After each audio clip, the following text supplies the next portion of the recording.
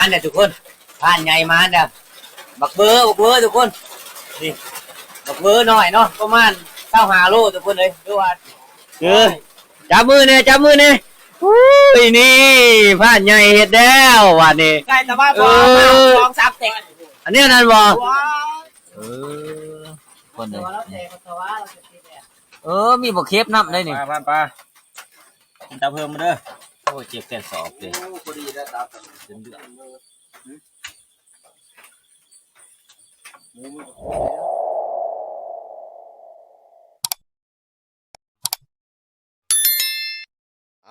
ทักทายสบายดีตอนแรกทุกคนเลยมื้อนี้ก็สิไปลาดแรงก่อนทุกคนเลยมื้อนี้เนาะก็สิไปกระพานใหม่คือเก่าเนี่ยทุกคนมื้อนี้คุณเนี่ยสิขึ้นนั่งผู้มั่นแล้วก็สิไปเบิ่งมาขี้คาเด้อยังอยู่3 หลังบ่ทันได้เบิ่งเนาะก็ส่วนทีมงานก็ออกเบิดแล้วทุกคนเลยยังแต่ในพานกับพานใหม่เนาะพานใหม่เพิ่นอยู่จักเพิ่นเฮ็ดอีหยังไปลุ้นกันในค่ำคืนนี้เนาะว่าสิมาหยังแน่มื้อนี้เปลี่ยนกระบังยิ่งทุกคนเลยเนาะเมื่อคืนนี้ถืออันนั้นมันบ่พอยังทุกคนเนาะผ่านเที่ยงขึ้นนี่ขึ้นดังตัวนี้ทุกคนนี่ผู้เอาเหล่าเนาะส่วนในผ่านก็สิไปขึ้นบ่หั่นทุกคนตัวนั้นผู้มั่นเนาะตัวสูงหั่นทุกคนเลยพุ่นหัวเหือบพุ่นผ่านนี้ไปเหือบทุกคนเนาะมื้อนี้สิขึ้นผู้มั่นก่อนมื้อนี้ไปเบิ่งมาขี้ขานก่อนบ่ได้เบิ่งหลายเถื่อได้ที่หลังผู้มันจะขึ้นไปกับบุพ่อจะได้ขึ้นทุกคนเลยมันสั้นก็เลยบ่อยากขึ้นเนาะนี่ผ่านเที่ยงเพิ่นไปหลังอาเล่านี่เพราะว่ามันขึ้นกินหน่อไม้ทุกคนเลยหน่อไม้สั่งพาเนาะหรือว่าหน่อไม้อันนั้นหน่อไม้ที่เขาเห็ดอันนั้นนะทุกคนเห็ดบังคลามเนาะคนในทุกคนเอ้ยคนจะล่มนี่ท้องฟ้ามืดตื้อเลยบ่โอ้ก็สิไปนั่งคักแล้วก็สิได้ตามมาเลยนั่งบ่ได้ทุกคนมันฝนยำแล้วพุ่นมีแต่ขี้ผาพ้นเลยเฮ็ดแล้วบัดแดนออกจากล่มเกือบบ่ทันมื้อนึงนี่โอ้มันเฮ็ดขนาดทุกคนเลยกำลังว่าเห็นห้อยบักเวอเนาะว่าสิขึ้นนั่งลัดแถวสันมันมืดฟ้ามืดฝนมากมันกะตกบ่แห้งดอกทุกคนเลยมันดมเนาะยานต้นไม้ได้แลนออกมาวงหนึ่งหันในผ่านดมแทงศอกแตกเลยทุกคนอยากได้เลยมันเหมือนจีนนะทุกคนโอ้ผ่านยานเพิ่นลงมาพอดีเมื่อเพิ่นอยู่แห่งมืดเด้อเมื่อเพิ่นอยู่เอาไปเที่ยงหน่อยเขาคือเก่าทุกคนเลยบาดนี้คุณเนี่ยฟังวงฟ้าเบิ่งฝนเดี๋ยวกันว่ามีเดือนมีดาวก็สิออกใต้ตามาอีกทุกคนได้เลยทีมงานเขามันยังเนี่ยโอ้ยไปหันบ่คอยได้แล่น2 ตัวใช่เลยผู้นี้หันเอากระตุ้นเอาอันนั้นตาเซ่เบิ่งมาเด้อไว้กี่น่ะเอาไว้นั่นนี่บ่ใส่ก้อยไว้แล้วก้อยทาก้อยทาแล้วเอากับดินดิเอากับดินแต่ว่าคอยยิ่งอีหยังรู้เตอบ่ซ้ำผู้จะยิงแมงได้ป่ะยิงแมงล่าบ่แตกจะสิได้แมงล่าซ้ำก็ผ่านมองได้โอ้เจ้าน้อยสิว่าตัวว่าได้ว่าน้อยปล่อยว่าใหญ่บ่แม่นได้ซ้ำกันแมงล่าตัวเนาะจะสิได้เนาะใช่แล้วเนาะเฮ็ดบ่ได้เฮ็ดแล้วเรียบร้อยแล้วผ่านเอาสีเรียบร้อยทุกคนเอามาหอเทียงเนี่ยทุกคนเลย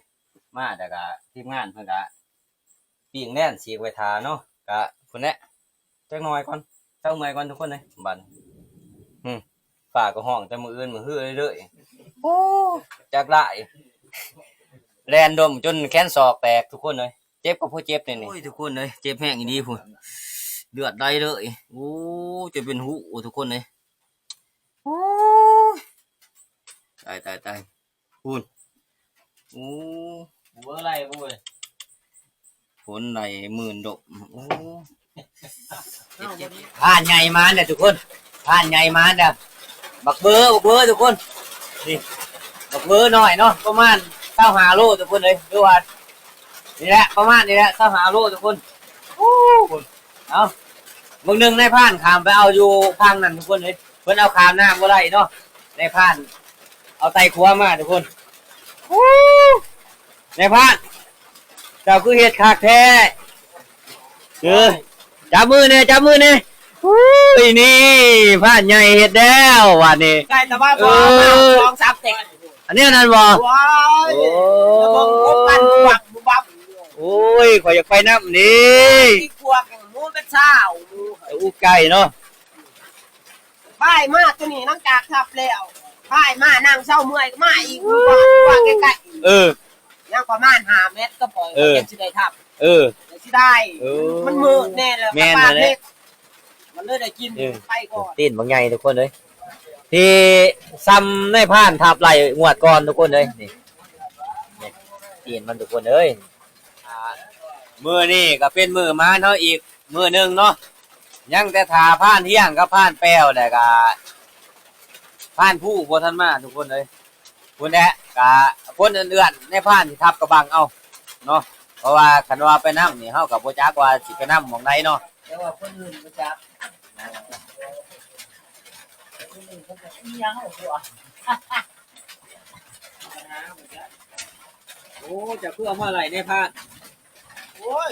ขึ้นบกขึ้นบากมาแล้วเนี่ยจะได้มันไกลสิป้าอยู่หันก็ได้มันนั่งมาหมู่เจ้าก็ได้นั่นแหละจะมาก่อนฝนตกบ่ได้เนาะ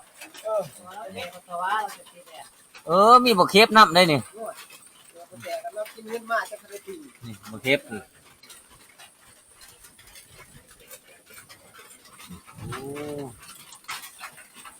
ซ้ำข่อยยิ่งไรวะหั่นเนาะพอแล้วเนาะจะคือบ่เอา2ได้อีกบ่แหละได้มันคำก่อนเนาะคำนี่มีรุน1ประมาณ5หันกับลักก็หันมันดันก่อนขอบ่ได้ไปย่ามึงบัดนี้ห้อยมันผู้ได้เหยียบไปเลยมื้อนี้ฮะบ่ได้ขึ้นไปยามลายมา3เทื่อแล้วบ่ได้ขึ้นไปยามจุยเถิกว่างไว้แล้วบ่บัดนี้ว่างไว้แล้วเดี๋ยวมามีรูปนี้พอกใหญ่ผู้ที่โอ้ยกับรักรันแล้วจังมาเหยียบมันก็ฉลาดเนาะเอามีแต่ทาผ่านเที่ยงเนาะแจ้งอยู่หั่นเนาะเอาบ้านนี้ผ่านใหญ่เป็นพระเอกงวดนี้ทุกคนงวดที่แล้วในผ่านเป็นพระเอกเนาะงวดนี้ผ่านใหญ่เป็นพระเอกนะไม่ได้ใช้เลยบัวทั้งแตนบัวทั้งแตน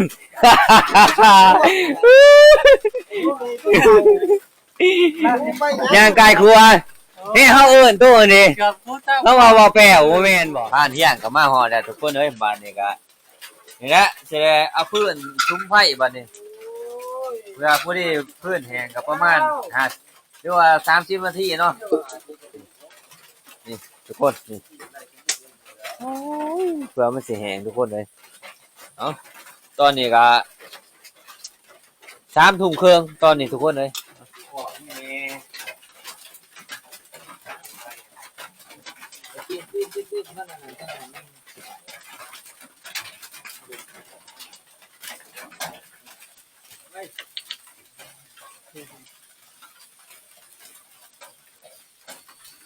ดีเนาะโอ้ยาวดีว่ะนี่แหละวันนี้จะเสร็จกินนะขอจะทำสิเอาไปกันจักน้อยนึงเอาลายกดไปทานเอาไว้หมูข้อแล้วมันแหละผู้ทำตัวทรงได้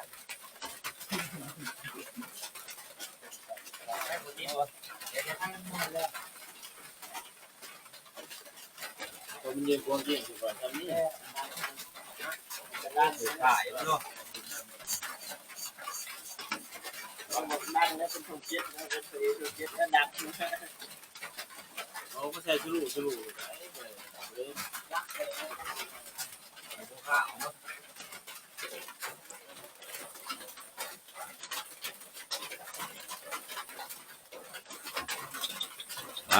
วันนี้ก็ถือว่ากินนังกรอบในกลางเดึกนะมื้อนี้ประมาณ11 โมงเนาะมื้อนี้ อนี่มากก็มีประโยชน์เด้อผ่าย่างผ่าเทาะอยู่ สองเทื่อได้ผายาง โอ้งานเลยเนาะ สองงาน เฮ้ยมันหัดสิมีมาเรื่อยๆบาดนี้ เพราะว่าช่วงนี้ฝนตกเอาออกไปเฮ็ดข้างนอกบ่ได้ทุกคนเลยเด็กอะได้ปูผายางอยู่เทิงเถียงนี่แหละเฮ็ดไป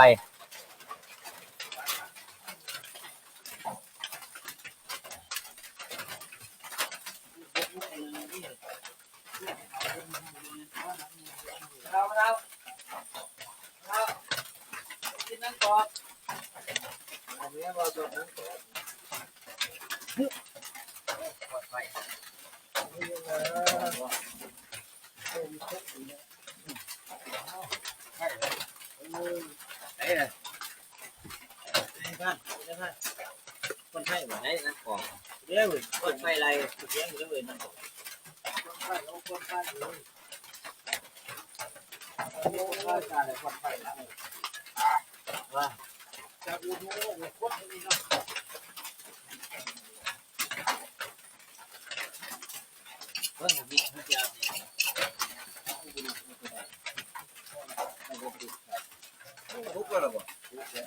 ที่หมูเดียว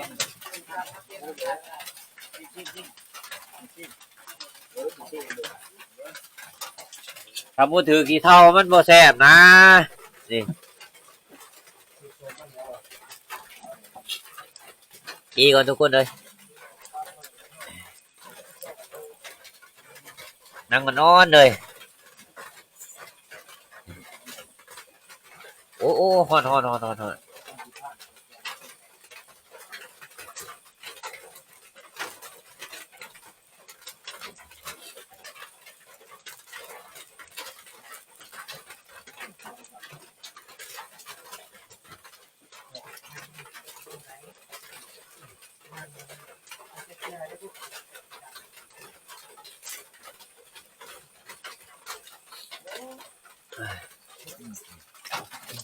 เฮ้ยทุกคน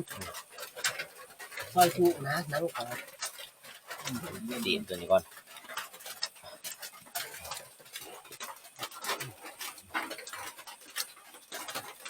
โอ้นางกำลังแสบเนาะ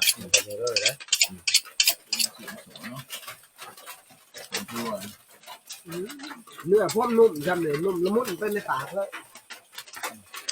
น้องๆเนาะไม่เป็นแล้ว นี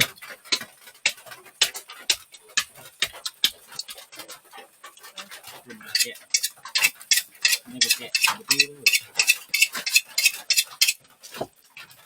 บ่ผ่านตัวตีย่างนักกว่าตัวเผามา ว่าตัวจีพันทองจี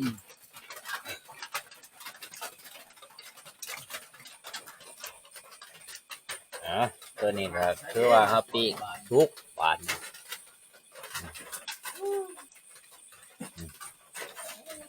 ไก่กับล่างเลือด ตับกะส่วนหนึ่งกะอันนั้นส่วนหนึ่งกะเพิ่นซอยเนาะเฮ็ดตับหวานตัวนี้เฮากับปีกให้มันสุกๆแน่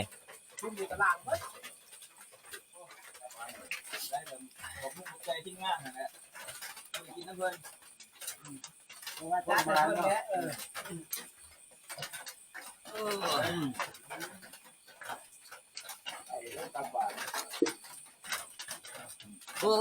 หัวไปนี่แหละเฮาบ่กินดิบน้ำหมูเฮากับปีกเอานี่แหละ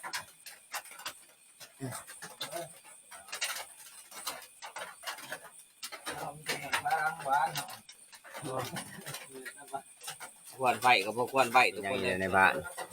นี่ ตัวนี้นักบ้านมันกินบวบตับบาน ตัวนี้สุกเลยเด้นี่ กินฟูละครับกินพ่อหูรสชาตินะบอกง่ายซะ นี่ ค่อยกว่า ผ่านปลากินตาเพิ่มมาเด้อโอ้เจ็บแก่สอบเลย พอดีได้ตามกัน จนเดือดออกลมพักลมในดี จ่อไป จ่อ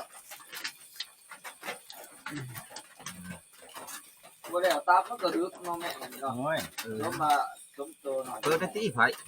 ตัดมันดึก เว้าเรื่องตับนี่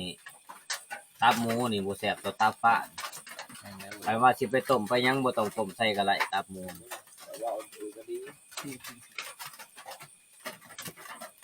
เอาทุกคนลงมือก่อนเอาชิมเจียวกันเนาะกินตับที่เฮาปิ้งเนาะปิ้งไปว่าหั่นทุกคนเลยปิ้งคนละเครื่องหนึงเพิ่นเฮ็ดตับหวานเนาะเครื่องหนึงเฮาปิ้งเอาได้ล่ะโอ้นี่ บ่ได้พักอันนี้เด้อตับปิ่ง เขาฮ้อนแซ่บอีทุกคนเลย มันทั้งหอมทั้งนุ่มนะ เด้อพันเลย แล้ นะ วสะดดดีขนาดนั้น แม่เฮ้ย ละลายในปาก เด้อฟ้าแดดเด้อ เอารสชาตินะเอารสชาติจีคือเอองานดองอยู่นะจีมุกใส่เผา เห็นบ่ตอนมากินกับไฟเบิ่งนี่ พอแล้วมั้งเนาะ โอ้ลงแล้วจับบ่ ท่านอยู่ตรงหน้าแล้ว มาบัดนี้มาเรื่อยๆเป็นระยะท่านมองว่าเป็นระยะคือใส่กรอกท่านมอง เพราะนั้นก็ดึงเขา ไปได้นะเอาเขาบ่พอโอ้ เขากันเลยว้าตัว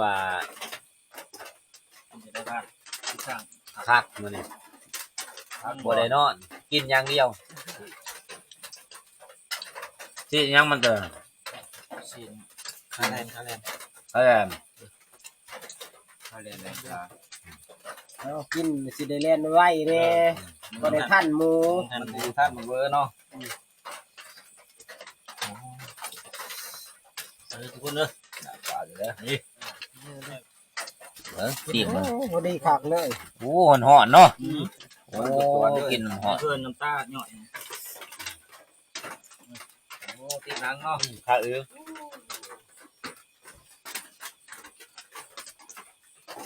ต้นเล็กนี่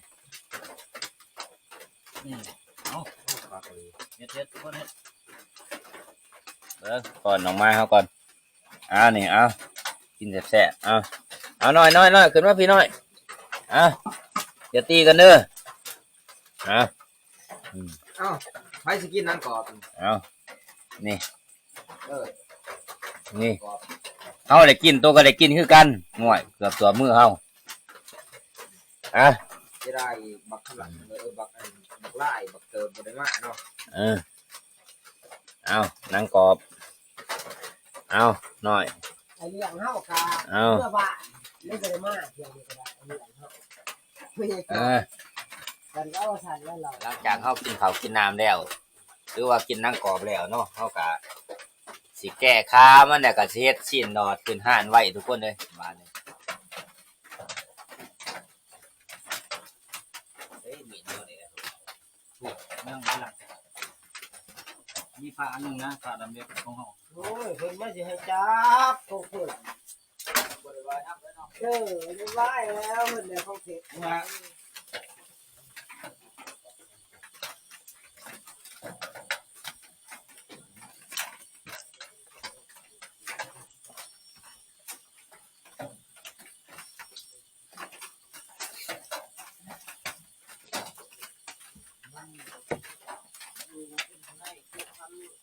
เข้าเลยบ้านก็อันนั้นเลยเมื่อบ้านเฮ็ดคือคำไฟว่าโอ้โห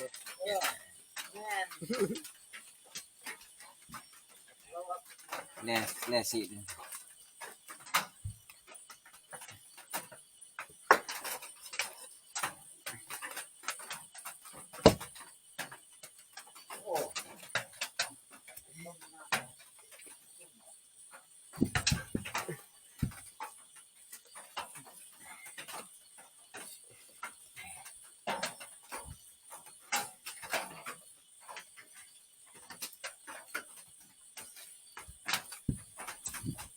ได้ลูกวันนี้ยังเล็กลูกเลยโคก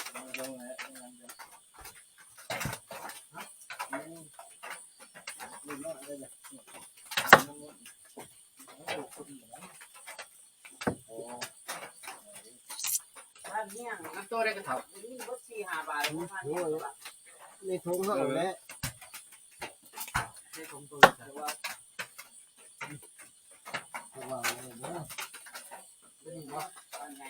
ง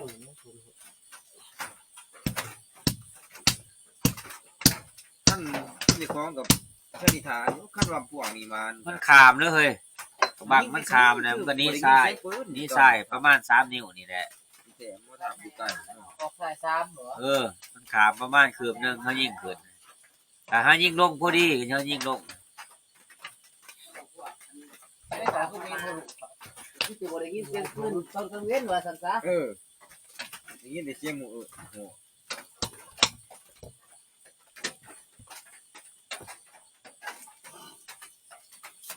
มัดมันเกิดบ่ได้ จังสิทุกคนเลยนี่เป็นหอยเนาะใส่3 เส้นไปมื้ออื่นเช้าเฮาจังสิไปขึ้นผู้มั่นเฮ้ยเอ้ย และนักกันนำคู่มือ ตัวใหญ่จอบใส่เฮาได้เด้อ โอ้ยทำมาจอดตัวมาแม่นนะ คือบ่าวแป้วจอบใส่ตัวบ่ คนละลำกูคืออันนี้เสียงบ่ดังปกเด้หมอน่ะก็สอนติโอ้เพิ่นฮะหมอน่ะก็ขาสั่นคือกันหมอผู้บ่ได้จอบก็ต้องขาสั่นนี่คน2คนบ่ฮู้เจ้าเสียงปืนนี่ ได้สิจำได้แล้วเราคนบ่จักคือ เขามันอยู่ภาคผู้เพื่อแบบเราหมอน่ะภาคผู้เนาะ ขาสั่น มีคนละยามล้าง ขาสั่นหมอแป้วขาสั่นกูนี่ว่าโอ้ยโอ้ยจนนั่งขาบ่ขาสั่นฮะต้ม ต้มอยู่ไหนวะต้มมันก็ท้อนออกแล้ว งามมันบ่ได้ พันแม่มันเสียง ยังถือมันน่ะ เจ้ากล้าบ่ได้ดอกมันอยู่ใส่ทำนึงบางอันมันก็เลย ต้มมันออกงามบ่ โอ้ยถอดออกนะ มื้อนั้นเขาว่าสิฟันเอามื้อน่ะแตกที่เบิด เบิ่งแขวตัวเทิงมาจนมันเหียนมันปูมันอันนั้นเบิดเนาะ จนมันหักเนาะ จนมันปูจนมันนั่นน่ะโอ้ ยายแล้วว่าคุณเธออันคุณก็ใหม่นะเพิ่นว่า แม่นนั่นแหละ ยายแล้ว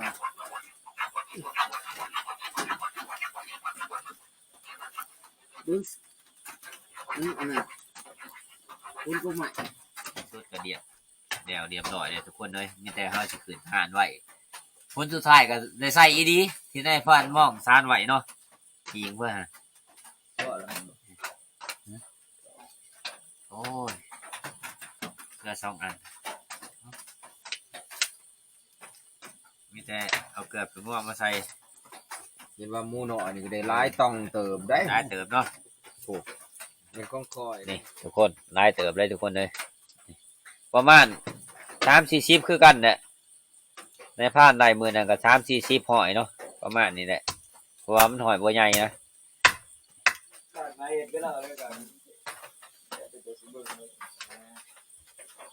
มันพวกนี้ ตกแล้วฮะ ขายสิจักเด้อตัวนี้ โอ้ยเฮ็ดไปโลๆดิ อย่ามันอันนั้นเนาะอย่ามันแย่คนหมู่ไว้ พุ่นยุ่นใส่กระสอบคือเก่ามันสิตกกระลางคือเก่า สงสัยฟันทองแท้เจ็ดหอยบิน นี่น้องมา ใส่ละน้อยเด้แน่นอนลูกมีของคอเห็นมันแห้งเจ้าทาอันพวกแล่นพวกลูกพวกลูกเลยหมูมันก็ครบเลยเด้อครบเลยเด้อ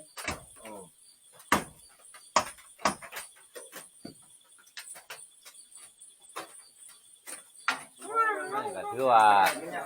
เอาขึ้นสำเร็จแล้วทุกคนยังกระดูกมันบัดนี้สิเอากระดูกมันขึ้นทั้งหานเนาะนี่สีดมันนี่เฮาเอาใส่แล้วเรียบร้อยเบิดแล้วทุกคนเลยนี่กระดูกมันเฮาสิใส่เทิงนี่ทุกคนนี่กระแตผ่านหม้องบนซานนี่ได้ใส่งานจบเจือทุกคนเลยเอามากระดูกมา มีดูมันเนาะทุกคนนี่ส่วนดูมัน ต้องให้แล้วมันเราฝากไว้เฮา โอ้ไม่ใหญ่ตัวนั้น ใหญ่เลยนี่ทำไมติ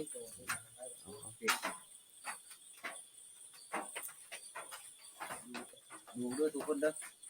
ดูยังบ่ทันได้เบิดได้เนี่ยใกล้ๆบอลของเฮาขึ้นแล่นหั่นมันบ่ทันฮอดบอล ก็มาก่อนเนาะ โอ้ยอู้สาธุออกมาหาผู้ขาเด้อสาธุบัดนี้ออกมาเว้ยหัวมันโมแมนเด้เตะมาไอ้มึงใหญ่ซ้ำขากับโป้หรือเรียกเบิ่งบานนี่เรียกเบิ่งหึผับบ่หึมันคือใหญ่แท้หมูตัวนี้ก็แค่สร้างเว้ยย่างออกมากับป้าในป้านห้องน้ำเด้ โอ้ย แล้วก็จับเจ้ากับบ้างสั่นกับจกเขานึงมันถือกินเนาะมันอวยเลย